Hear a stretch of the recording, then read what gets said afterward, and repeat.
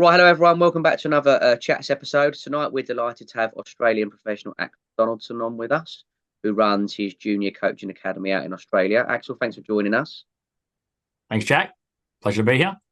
No, good. I know we've spoken before, but let's have another chat really about how you got into junior golf. Really, what was your obviously you played in the past. What was your kind of and probably still play now, but what was your transition from sort of golfer to junior coach? Yeah, so I started probably a little bit later than like a lot of the students that I have and a lot of my peers, but kind of 14, 15 years old. A mate of mine started junior classes at a private golf course or a golf course near us. So we started doing classes, got better, relatively competitive. Maybe in a couple of years, got down to about a zero handicap by the time I was kind of 18, 19, which is okay. Amateur golf.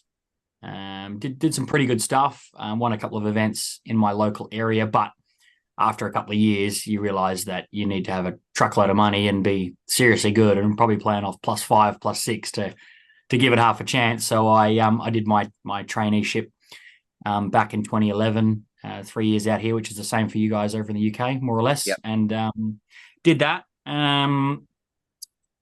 Dabbled a little bit in coaching. I'm relatively young, so I think I finished my time when I was like 24. So then I was I suppose the most appropriate person to start doing the kids' classes at my course or other courses that I worked at.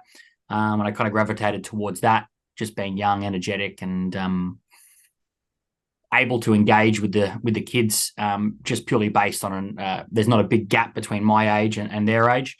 And then so did that, and then just got into more coaching, and then eventually got to the stage where I started to specify just into kids. So where I am now, I'm at two different golf courses, one primary facility and kind of one secondary, and I do kids clinics 7 days a week. What do those clinics look like? I know you do lots of games and you build games for them as well, which if anyone hasn't already, jump onto Axel's sort of website and have a look at what he offers because it's amazing. How did you kind of gravitate towards that? So obviously you wouldn't have had that stuff at the very start of your junior coaching journey. So what made you kind of go down that avenue? Yeah, so initially, like a lot of coaches, you kind of just get into it knowing whatever you know at the time. And in most cases, a couple of the games or the drills or the challenges that you've had handed down from your coach, you just kind of regurgitate them a little bit and make a few changes and learn a few along the way. So I was really no different. But yeah, it was pretty normal entry into the junior classes. But then I kind of started to realize, like, even though when I started golf, I was relatively competitive, like a lot of my students might not be the same. Like, sure, there's kind of the typical junior golfers that are little flushes and want to get as good as possible. But I reckon probably a greater percentage of those or my overall students was going to be kids that are just doing it socially, just for fun, don't really care if they get better or worse. Maybe mum and dad is a member of the club or loves to play golf, but they are doing it, but they don't mind too much if they get better every class, or they don't really have any long-term golf goals. So I kind of just sat back a little bit and I was like, okay, well, why are these students here in front of me? And if they don't really care about getting them better, well, what can I do to try to keep them engaged a little bit more? So then I kind of touched base with a few different programming companies from most of the big hitters are over in America. So I was kind of associated with a few of them, kind of learning some tricks and trades of different resources that I could use. And then eventually got to a stage where I was like, well, I think I can do that. I'm a bit of a control freak when it comes to wanting to do my own version of stuff.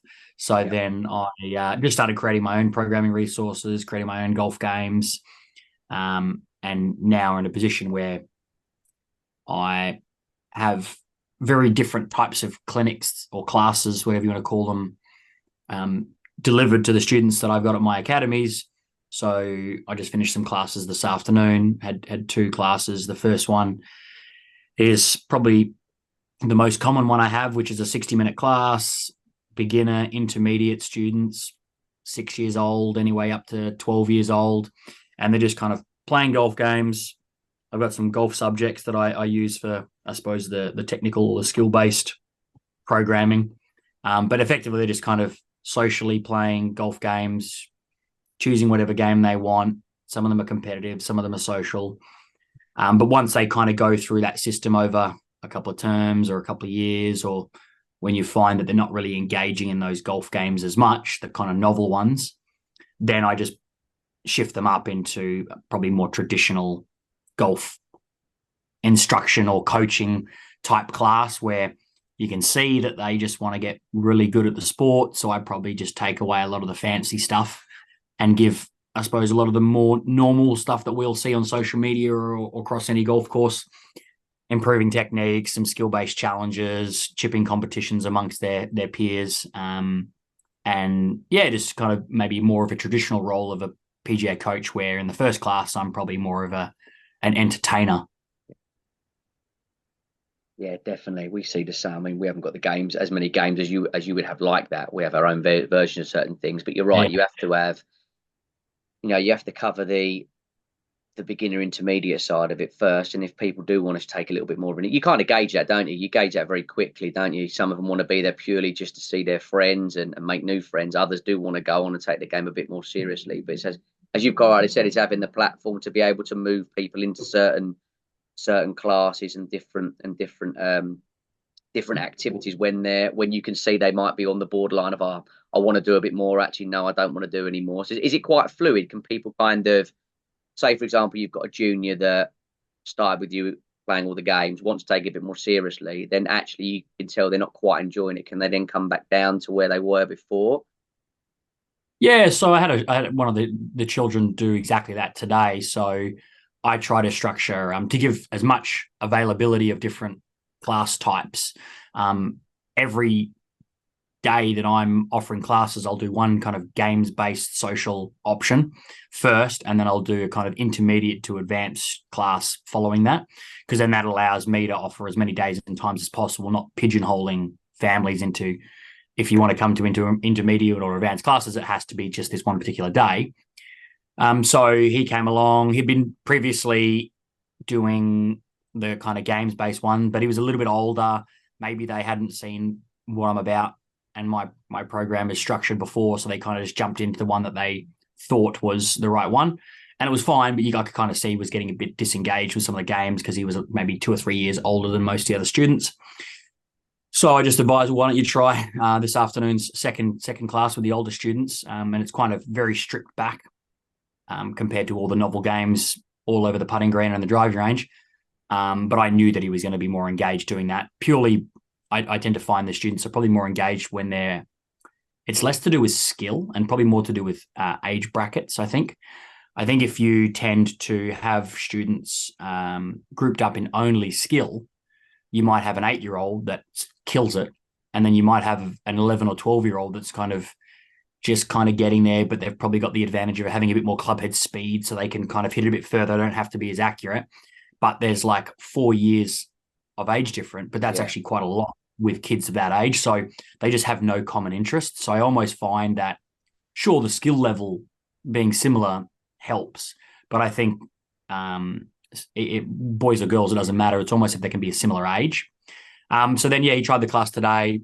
Pretty much just asked the comment, or what did you think about that class, to the particular student? Asked the dad there. Yeah, I think he enjoyed it more. So then I'll just pose the question back to them later this week. What would you like to do moving forwards? Would you like to stay in the games class, or would you like to move up? And then I suppose the only restriction I might have is depending on like class numbers. If we're midway through the term and I'm trying to cap it at 10 kids in a class and I've already got 10 in this particular one, I might be mindful. But certainly when you get the older students, they're a little bit more mature, a little bit more responsible. You can probably afford to go over 10 or 11 or 12 kids, and it doesn't really impact the quality of the coaching, where it's almost the opposite with the younger kids' games. I think because they're a bit more social, they're not really spatially aware of where they are, where their friends are, where their club is. They can take a big old swing and whack someone in the head if they're not watching. So it's probably just being a bit mindful of that. But other than that, just give him the opportunity to try it. And if he doesn't like it, then at least we gave him the option. Yeah, absolutely. It's having that fluidity, isn't it? Definitely. So you say about just mentioning a parent there. Do many of the parents watch your sessions? Are you very much an advocate of them being there observing, or do parents kind of do they go away, do their own thing in that class time? Where do you see a parent's role in that, especially in that sort of games based session? You know, a lot of Yeah, parents might play golf already. What? How do you yeah. see that space? Yeah, I don't really look into it too much. It's something that I'm mindful of, but I probably find that it's probably more of a scheduling thing. So the parents that are dropping the children off after school probably tend to drop and then leave because they've got other younger children Yeah, that they're dropping off in other sports. Um, Depending on the age, depending on how many children they have, I've probably noticed a few of the families where they've only got one child and they're coming to their golf class at 4 o'clock or whatever it might be. They tend to hang around for the entire hour because it just doesn't make sense to drive home. But there's plenty of parents that just drop them off and leave, which is fine because that's part of, I suppose, the service of after school or kids coaching is coaching, but also child minding to a yeah, degree. So I think there's a lot of the after school ones tend to drop and leave, but then I think a lot of the weekend classes, the parents will stay. yeah. We have the same. Yeah, and I think part of that as well is like when you do weekend classes, because people have the time to drive slightly longer, you might find that a lot of your students probably live a little bit further away Mhm. that come to weekend classes purely because you don't have the time after school picking your child up from 2:50 or 3 o'clock to drive 35, 40 minutes to a sport, where on the weekend you can easily have that done. So I think that's part of it as well. But in terms of my preferences, it's completely up to them. Like I'm not going to, I would probably never get into the position of telling parents that I don't want them to watch their child do their sport because that might be their opportunity to be able to spend time with their kid to some capacity. But like anything, it's a fine line between the parents kind of stepping over the rope and then starting to coach on top of what you're doing. There's a little bit of that happens. It's probably less. It's probably more to do with the parent and their personality type and the challenge always in like a really social games based structure. It's probably seems from the outside that I'm probably not doing a lot of actual coaching, even though the kids are learning a lot of new skills and I'm doing it in a very non heavy handed way. It might perceive because they go to other sports, it's like, oh, this coach is telling my student what to do for, or my child for 10, 15 minutes straight. Where for me, I'll say one comment as I'm walking by as they're playing a game. Might seem it's not as impactful, even though you and I know that's probably not the case. So maybe they kind of step in and go, oh, okay, well, I feel like I need to give a bit more coaching to my child. And at that social level, it's really not Yeah, it's not important. required. Mhm. Yeah, it's not really required. But they're doing what they think is right anyway. So who am I to say, well, no, don't do that? So I think, but I think as the students get older, the parents tend to, because they're at an age where they can kind of drop them and leave them a little bit more. I don't have as many of the parents hanging around for the older, more advanced classes because the kids are a little bit more autonomous by that stage, I think. Yeah, absolutely. Going back to Yeah. that point you made about a lot of parents may or may not play golf, but they have a preconceived idea, don't they, of what a coaching session should look like. Yeah. And speaking to other coaches like we have done, way more of us now are far more games based, especially at the grassroots level than any. Yeah, you're right. Than any sort of physical. I'm going to coach them from minute one to minute 59 sort of thing. It's certainly going more that way. But as you've quite rightly said, you've built a program whereby if they parents think that they have got the option to move up to a different class, which is a little bit more stripped back. I think initially you've got to get them to enjoy it first, haven't you? And then they take the game where they want to. We've had this conversation before about they drive their golf experience. They want to stay in that group. They want to stay in that group. They want to go on and be, get on the tour one day. Then they might have to go a slightly different way about it. But it's having something for everyone, isn't it? And being able to get the parents on side because ultimately they are the ones that are making the financial commitment for their kids to come to golf, isn't it? So you've got to have them on side to some degree. And if their kids are enjoying it initially, I think that's more than enough. I want to see them enjoying the sport. before anything else, regardless if they're good or not. Yeah, it's the whole parent thing's always an interesting one. It's a fine line between them not being engaged at all and then being maybe too engaged and a bit overbearing. But one of the slides I've done in a presentation a couple of years back, it was talking about like the stakeholders of a junior program. So like who's kind of involved and who do you maybe as the coach or deliverer need to be mindful of. And it's very easy. Oh yeah, okay, it's going to be all about the child. And like I'm definitely in that boat where I've got to try and my goal is to try to make the child or the student have the best possible experience each and every time. If they're 7 years old and relatively new, it's probably going to be social games, novel, kind of they get to choose what they want to do. If they're a little bit older, a bit more advanced, and you probably know they're going to like the more traditional stuff, then I kind of give them that. But everyone's kind of understandably like, oh yeah, the child comes to the program. But as you mentioned, like the child doesn't pay the bill. So I've still got to be able to give something back to the parent. So one of the other stakeholders is going to be, well, the parent. So I always need to be mindful of the decisions I make in terms of programming or the communication or the price points or the value that they perceive to be getting out of my program, because the child can be having an amazing time and that's going to be the main driver of them coming back term after term. But if the parent, for whatever reason, because I'm not engaging with them, I'm telling them they need to sit down and I tried to put them in their place because they were being too overbearing, that might have been true, but all of a sudden that parent might not be inclined to want to sign them up purely because they got on the wrong side of me or I got on the wrong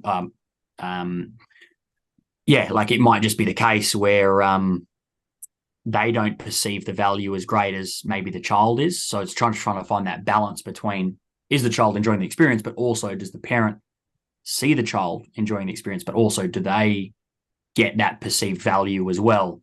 Because I'm sure the hardest thing I find about this whole thing is when the kid's smashing it, having a ton of fun, and then the question always comes, well, what's next? And it's just like, well, maybe there isn't a what next. It's just we keep doing what we're doing. Yeah, and it's just so inherent for people, I think, just to always go, well, when something's good, it's like, okay, well, what do we do now? How do we improve on this rather than just keep going, okay, well, he's just having fun. Why don't we just let him have fun for as long as he doesn't have fun? And then when he doesn't have fun, well, then we'll tackle that hurdle when we get to it rather than trying to mess up something that's not broken. Yeah, absolutely right. You're bang on. You're spot on. Going into your games then, I know you've created a lot of games, done a lot of research into, you said before about kind of video games as well and how kids engage. What do you look for? So if we've got coaches out there who are listening to this and they're thinking about games they can play in their summer camps and things, what do you think constitutes to making a great game? Let's just go beginner level, someone that's not really played before.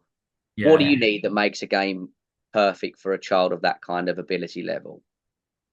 I think lots of mystery is really, really good, especially when you're dealing with beginner golfers or beginner players, because we're just going to make an assumption that their skill level is going to be relatively low. So the chance, if you just put a game or skill or challenge, or whatever it is, in front of a group of 10 children, and some of them have been coming for years, they're probably going to be more advanced from a skill standpoint. They're probably going to win the game if it's purely based on skill or technique. So they probably know that full well going into these classes. I'm the least skilled player. How am I going to compete? But it's not just that. It's almost like, well, I don't know who I'm going to play with. I don't know. Like a big part of why card games and board games are so exciting is because we don't know what the next card we're going to draw from the deck is. And that card may be good and it may be bad. So I try to, with a lot of my games, have a lot of, it's called hidden information. So it's just like, you just don't know what's about to happen.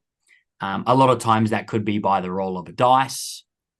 One of my games I've got is a putting game, and before they hit their shot, they have to roll the dice to see how many strokes they get per turn. And that's a great one because as the big dice, it's like the size of the kid's head. They're rolling this big dice across the putting green. They're not sure if they're going to get a number one, a number six, a number four. And the anticipation of not knowing, I think, is quite exciting.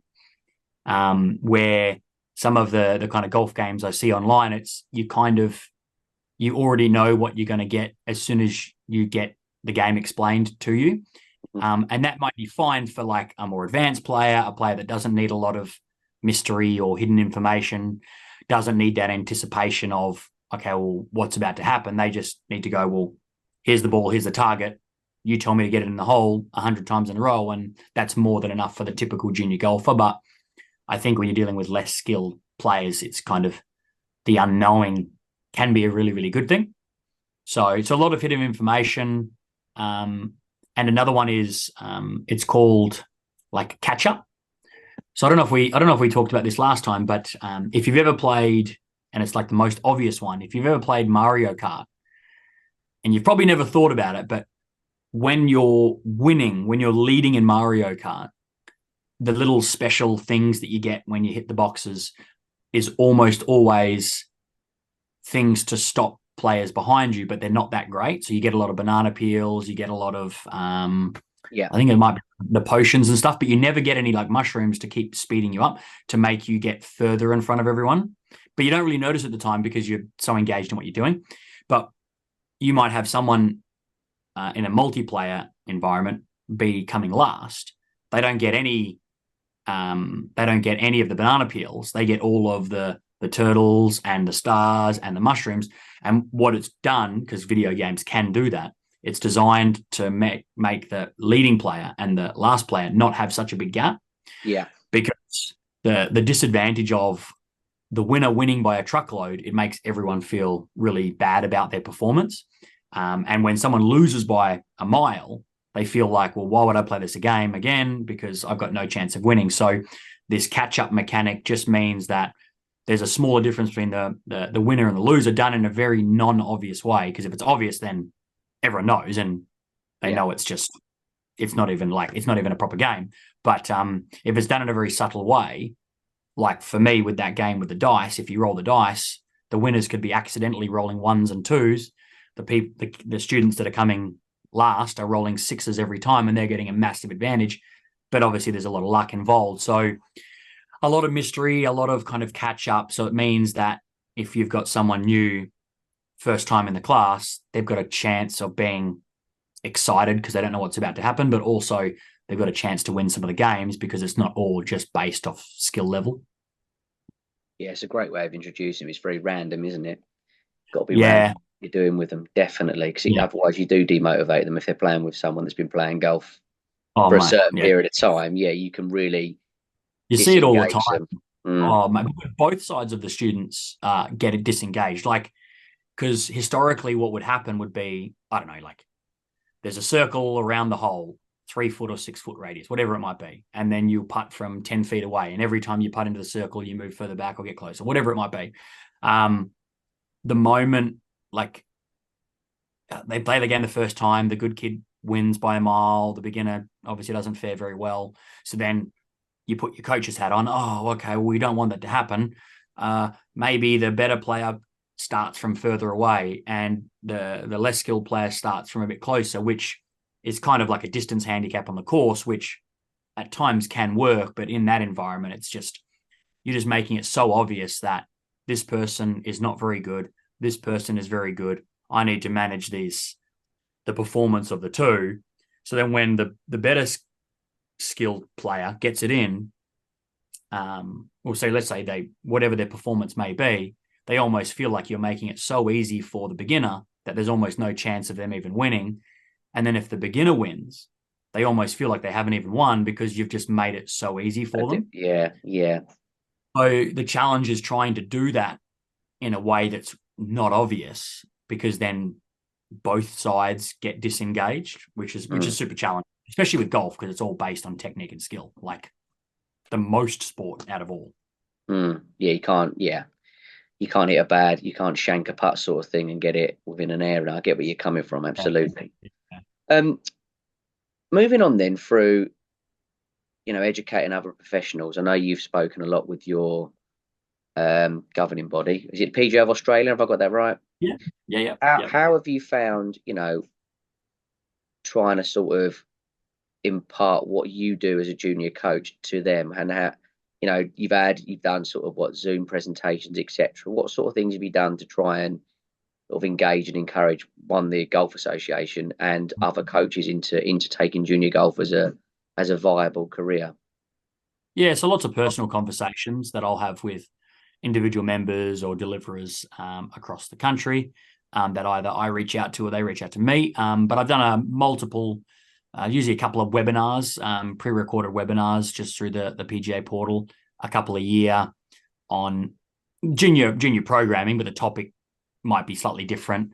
One might be games-based learning, another one how to build a successful junior program, another one how to make a certain amount of money working, obviously significantly less because you can do that in a group coaching program model.